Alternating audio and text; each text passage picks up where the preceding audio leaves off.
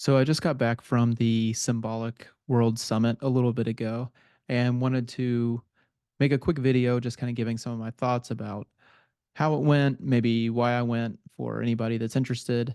And yeah, just kind of go over a few things and give my thoughts. So I've been watching Peterson, Peugeot, Paul Vanderklay, John Vervaeke, all those guys for quite a while. And this seemed like a good opportunity to participate a little bit more. And it was also fairly close. I live about 2.5 hours north of Tarpon Springs, where the summit was held. And so this seemed like probably the easiest chance, honestly, to be able to go to one of these conferences. And I was also able to bring my family to kind of do like a little vacation afterwards. They didn't go to the conference, but I brought them with me. And so anyway, we had a good time, but it just seemed like a good opportunity to try and go. And I did name this the Dilettante Guide, mostly because I probably get the majority of my knowledge from YouTube. And sometimes when watching, especially the speakers, but also just other people that run in these circles, have such a depth of knowledge of things that I don't in terms of art or theology or literature, that sometimes, even though I'm interested in these ideas and can follow what they're talking about, it definitely doesn't feel like I have as quick of a grasp or even as much memorization of some of these different things as they do. So this is the dilettante's guide. But yeah, just a few thoughts about the conference, like what I liked about it, maybe a couple things that could have been improved, and just also some things I'm still thinking. I don't know what I think about it. Some of the things I liked about the conference, for one, it was well organized. The, I guess, kind of the structure or the organization wasn't something you even had to think about. You just went there and watched the speakers, did what you were there to do. And, I think I've probably been to some events or conferences that were not organized as well. And when it's not organized well, you notice it. And when it is organized well, you don't think about it. And I didn't have to think about it for this conference. So I thought that was a good thing. Obviously, all of the speakers were excellent. I really enjoyed all of them and got something unique and interesting from each of them. I was especially impressed from the ones I didn't know as much about, and I'll probably talk a little bit about that later. But yeah, everyone was really good. I also got to see some people that I've only ever seen online. Obviously, Jonathan Peugeot, Jordan Peterson, but also even some people from This Little Corner like Nate and Grim Grizz. I also saw John McCrae from What Do You Meme and Ruslan, who are Christian YouTubers, and just running into like-minded people. I feel like it's very rare to. I mean, maybe people who are Orthodox, maybe they find this not to be the case, but it seems to me very hard to find people who would be even remotely interested in many of the ideas discussed at a conference like this, or who are interested in half of the YouTube channels that I'm interested in. So it was really cool just kind of bumping into people, and all of them are sort of like-minded, and it made for some really interesting kind of inside conversations right away. You meet somebody, and in the first 30 seconds, somebody be asking about kind of what your religious background was, or what got you into philosophy or symbolism or any of those sorts of things. And that's just really cool. Is that there's not a lot of places where you can just jump into conversations like that. And so I really enjoyed that.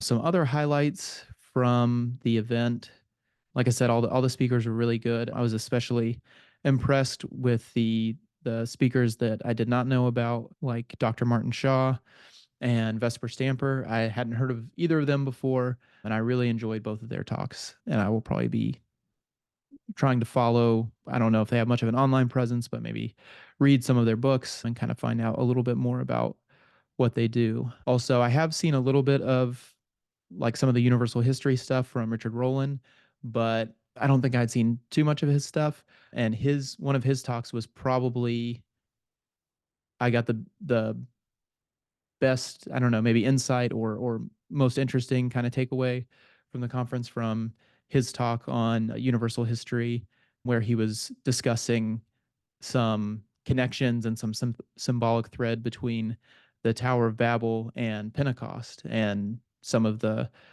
old Jewish feasts. And there were just connections there I had never made, but once explained, made a lot of sense. And so I really enjoyed that.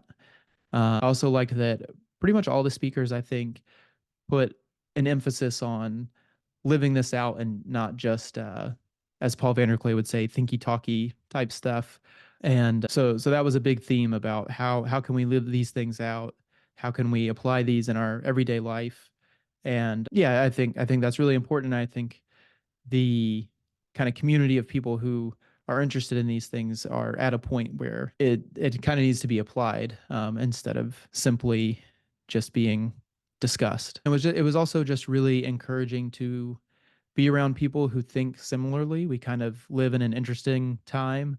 And for people who are kind of intellectually oriented, sometimes ideas feel like maybe one of the most intimate parts, and there aren't a lot of people to share these kinds of ideas with. And so it was very nice to be around people who you could do that with. So again, that was really cool. Some things that I'm still kind of pondering, I guess, and not sure what to think about.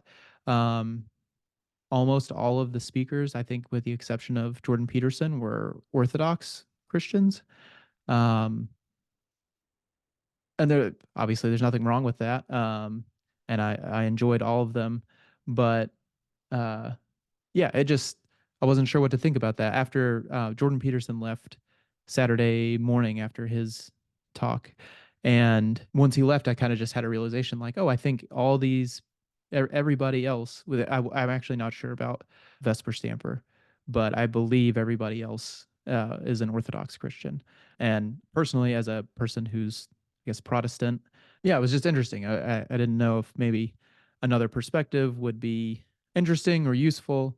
And one of the questions I actually had that I did not get a chance to ask was if there's something unique or special about the Orthodox tradition that helps them think more symbolically or be more attuned to some of these things. I mean, obviously, I think just traditional thinking and living lends itself a bit more, which is probably the answer. But I know even Roman Catholics tend to be more traditional than Protestants, and it seems like this is missing.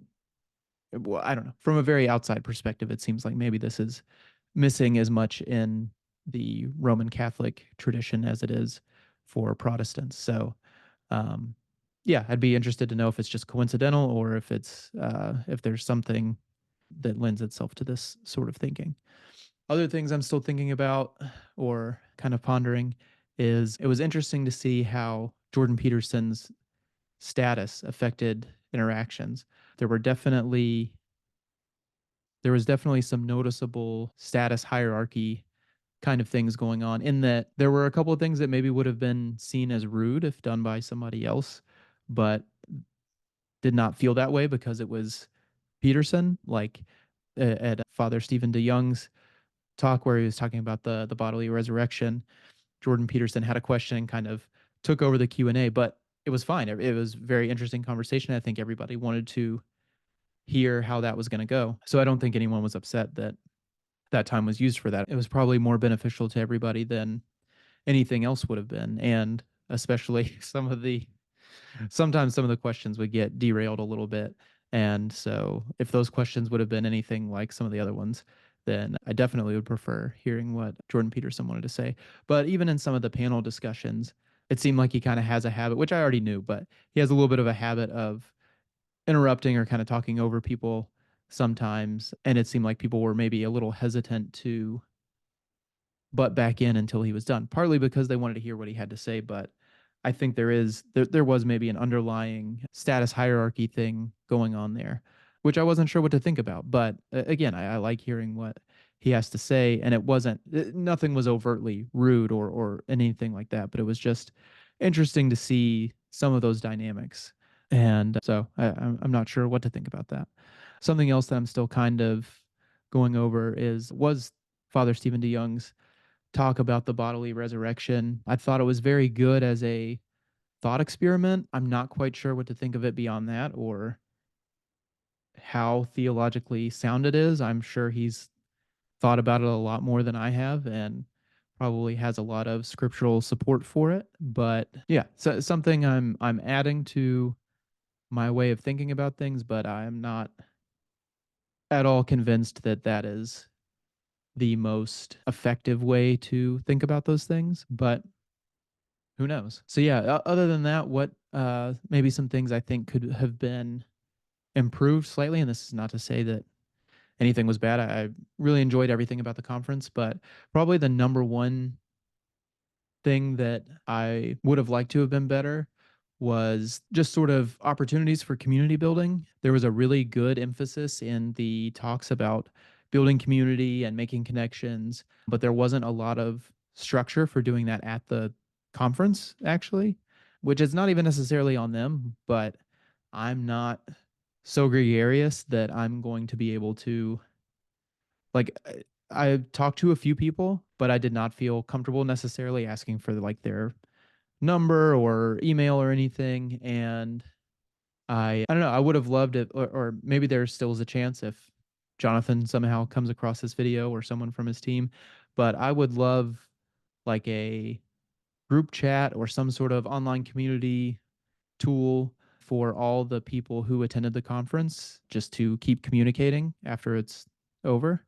That's part of the reason I'm making this video. I saw Christian Baxter's some of the videos he had made about the conference, and it seemed like, maybe he was able to connect with some people based on that.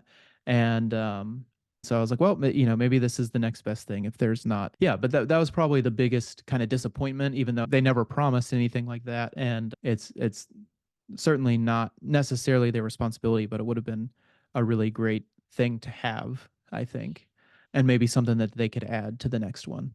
I know he was invited, but I think Paul Vanderklay, especially if he was a speaker, would have been a nice addition, not only as somebody who's kind of in this community, but as a like a Protestant voice. I think it just would have been a nice extra dimension. And I don't think he would have disagreed with anything that was talked about, but he might have had a different perspective to pull out some different aspects, maybe through questions or, just perspective would have been good there, I think.